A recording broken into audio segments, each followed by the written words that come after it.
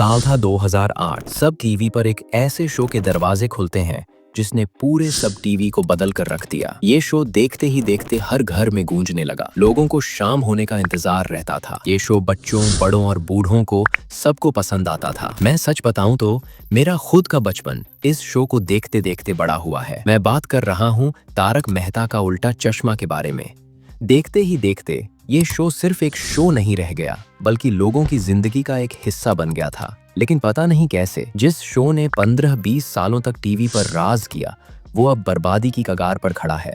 मैं सच बताऊं तो बहुत से लोगों को बुरा लगेगा, लेकिन इस शो का एक पैर कब्र में है और दूसरा केले की छिलके पर। लेकिन इस शो की बर्बादी शुरू कैसे हुई, इसके लिए हमें समय में थोड़ा पीछे जाना होगा।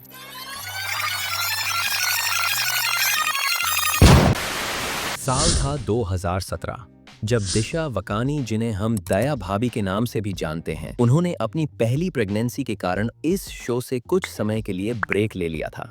सिर्फ कुछ समय के लिए। लेकिन फिर कोविड-19 के चलते वो शो में वापस नहीं आ सकी। उन दिनों में उनकी दूसरी प्रेगनेंसी भी हो गई। दिशा वकानी के पति मयूर पड़िया ने शो वालों के सामने कुछ शर्तें रखीं, जो कि शो वालों को बिल्कुल पसंद नहीं आई। और फिर दया भाभी हमें कभी शो में देखने को नहीं मिली। चलो मान लेते हैं कि तारक मेहता का उल्टा चश्मा इतना बड़ा नाम है कि एक आध कैरेक्टर अगर शो छोड़ भी दे तो ज्यादा फर्क नहीं पड़ता।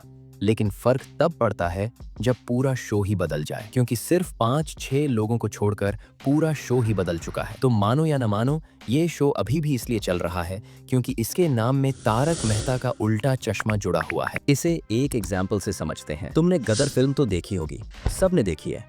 वो फिल्म बहुत ही ज्यादा हिट हुई थी, लेकिन उसके हिट होने का कारण ये था कि वो मूवी सचमुच बहुत ही ज्यादा अच्छी थी। लेकिन 2023 में इसका दूसरा पार्ट आया जो लोगों को इतना अच्छा नहीं लगा। फिर भी ये फिल्म बहुत ज्यादा हिट हुई। क्यों? क्योंकि इसके नाम में गदर लगा हुआ था। मैं ये नहीं कह रहा हूँ कि मूवी खराब थी या नहीं।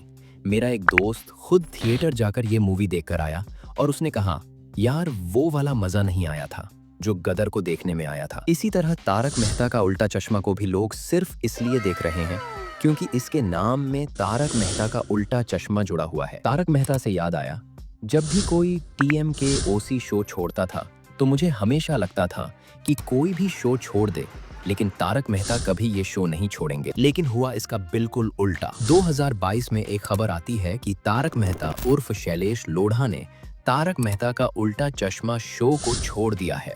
इस खबर से फैंस बहुत ही ज्यादा नाराज हो गए थे, क्योंकि जिस शो की शुरुआत इस इंसान की आवाज के साथ शुरू हुई थी और जिसका हर एक एपिसोड इसकी आवाज के बिना खत्म नहीं होता था, आखिर उस इंसान ने यह शो क्यों छोड़ दिया? इसका जवाब शैलेश लोढ़ा ने खुद बताया है कि उन्होंने तारक मेहता के किरदार को क्यों छोड़ा था। उससे पहले अगर आपने टीएमकेओसी की ये वाली वीडियो नहीं देखी है तो लिंक डिस्क्रिप्शन बॉक्स में है, एक बार जरूर देखना, आपको बहुत मजा आएगा। जी, हुआ ये था कि एक सब टीवी पे एक दूसरा शो आया था, गुड नाइट इंडिया। कब की बात है ये 1.5 साल पहले की बात। तो उस शो में उन्होंने मुझे बतौर सेलिब्रिटी गेस्ट बुलाया एक एपिसोड के लिए, जहाँ मुझे मेरे कवि शैलेश लोढ़ा। तो मैं गया और उसमें कोई दिक्कत भी नहीं थी, मेरे जाने पे कोई रोक टोक थी भी नहीं, होनी भी नहीं चाहिए।